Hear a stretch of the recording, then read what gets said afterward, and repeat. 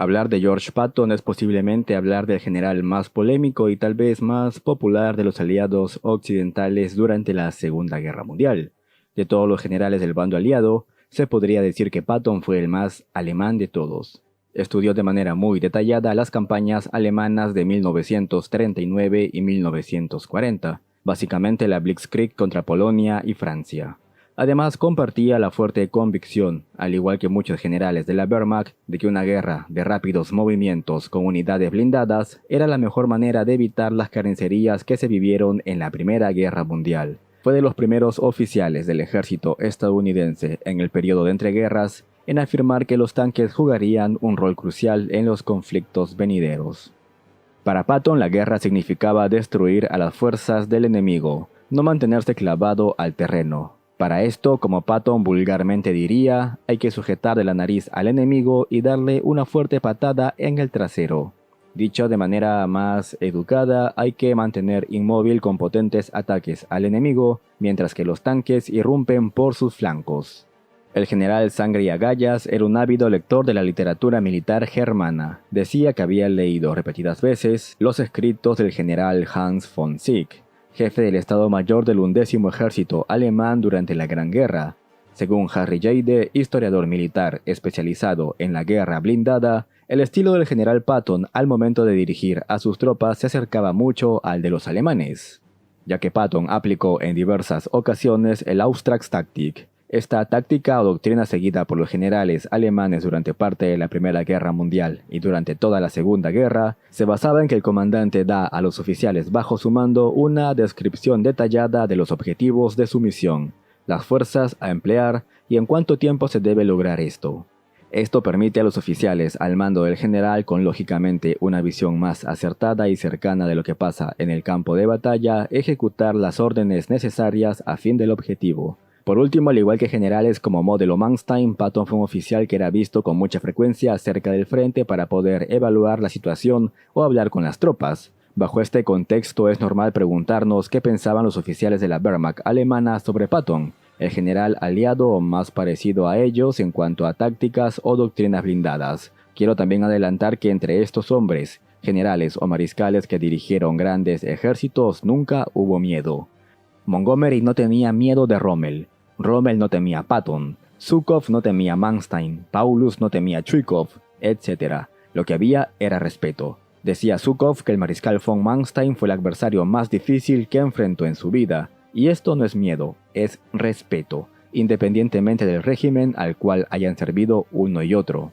Los que siempre buscan polemizar este tema son los supuestos fanáticos de la historia militar, que para mí son personas con una falta de madurez emocional enorme a la hora de abordar estos temas bastante serios, que piensan tal vez que ellos son del equipo Ejército Rojo y por eso si ven una publicación o video sobre el ejército estadounidense, tienen que insultar o minimizar a ese bando, tal cual equipo de fútbol. Poco antes de grabar este video hice una encuesta pidiendo su opinión sobre el general más respetado de los aliados occidentales. No faltó siempre el típico fanático que agresivamente sale a decirnos que Hollywood, que viva la Unión Soviética y bla bla bla. Pero me llamó bastante la atención este comentario. Y yo me pregunto, ¿realmente cuando comentan este tipo de cosas, están convencidos de esto realmente? Bueno, de repente la persona que comentó esto sabe más que la opinión de los generales alemanes sobre Patton que vamos a ver a continuación. Bueno amigos, hay que entender que los generales alemanes tuvieron una vara muy alta para medir cada una de las operaciones militares de Patton u otros generales. Por ejemplo, la cabalgata blindada de más de 300 kilómetros en 1944 del general Sangre y Agallas no fue la más extensa de la guerra. En 1941 los Panzer habían recorrido 500 kilómetros en el mismo lapso de tiempo en la Unión Soviética.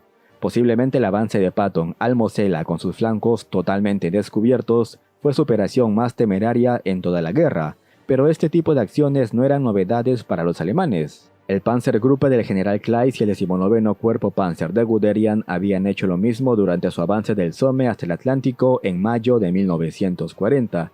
Como ven, no hay algo que dejara, por decirlo de cierta manera, boquiabiertos a los alemanes. Pero eso no quiere decir que no supieran apreciar la calidad de Patton como comandante de divisiones blindadas, aunque esta opinión iría mejorando poco a poco durante el conflicto.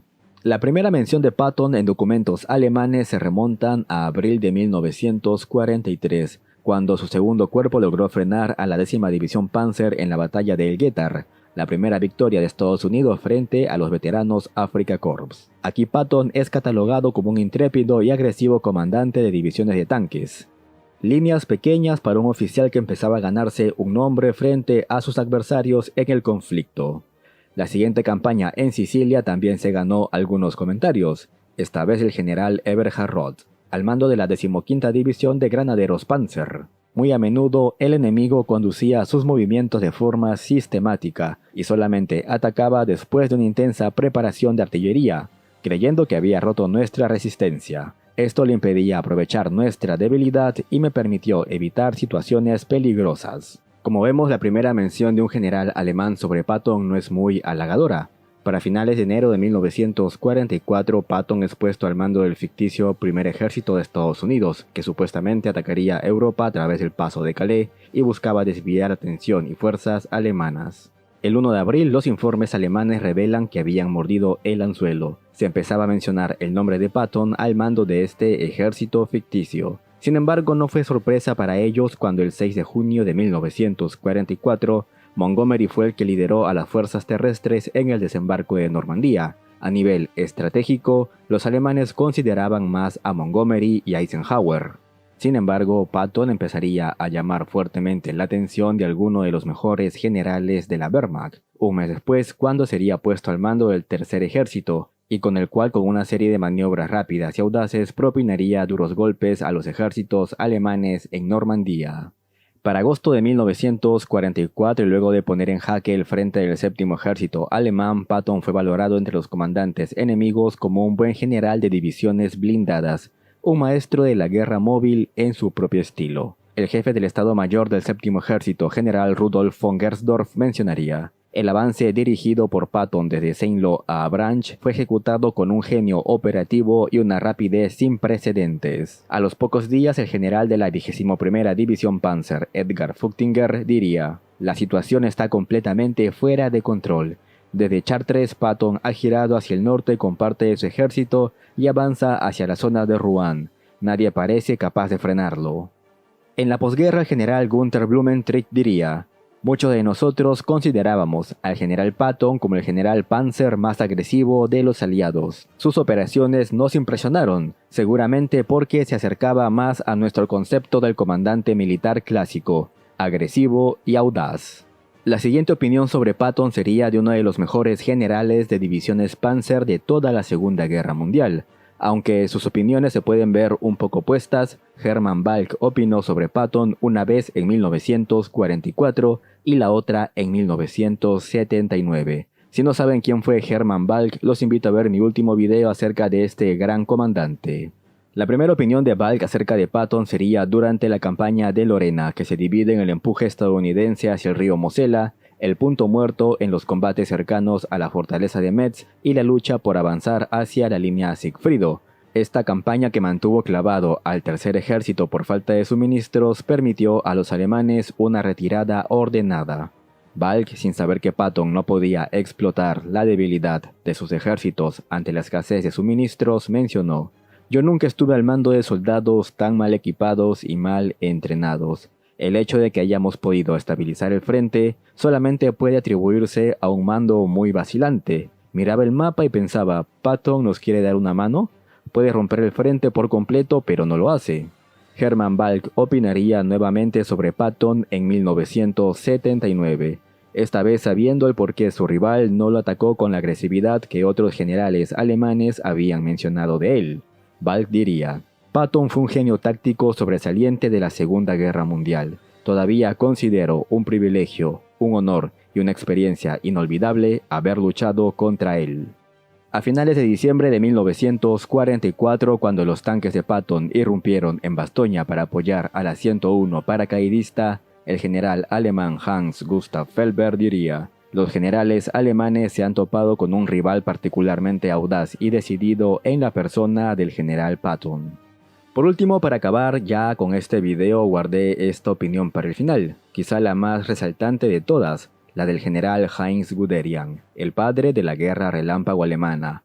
Cuando Guderian fue interrogado en 1945 mencionó esto sobre Patton. Escuché hablar mucho sobre el general Patton. Dirigió una excelente campaña blindada en Normandía. Desde el punto de vista de un especialista en tanques, debo felicitarlo por su victoria, ya que actuó como si lo hubiera hecho yo si estuviera en su lugar. Bien amigos, como ven, la opinión de los generales alemanes sobre Patton cambió mucho con el pasar de la guerra e incluso durante la posguerra. El general estadounidense se ganó el respeto de muchos de sus rivales y de incluso el propio Guderian. Patton sería respetado como un gran líder de divisiones de tanques y un genio táctico, que al igual que cualquier general no estuvo libre de errores en el campo de batalla. Mas sin embargo, a la par de los prodigios del generalato alemán, Patton habría sido un general blindado posiblemente un poco mejor que el promedio, pero muy lejos de la brillantez de los mejores. Por ejemplo, en el ejército alemán más de 266 generales disponían de experiencia en la guerra blindada. De estos, 55 permanecieron como generales de divisiones Panzer, sin contar a los generales de las Waffen-SS con experiencia en guerra acorazada, e incluso a algunos generales de la Luftwaffe que también comandaron algunas divisiones Panzer. La competencia era feroz, mientras que el ejército estadounidense solamente poseía un general de tanques por encima del nivel de división, y algunos generales de tanques de primera clase a nivel divisional. En fin amigos, hemos llegado al final del video de hoy. No olvides dejar tu pulgar arriba, suscribirte y recuerda que ahora el señor YouTube activó la opción de supergracias. Así que si quieres apoyar el esfuerzo de guerra de este canal y de quien te habla, puedes donar el monto que tú desees. Nos vemos en un próximo video.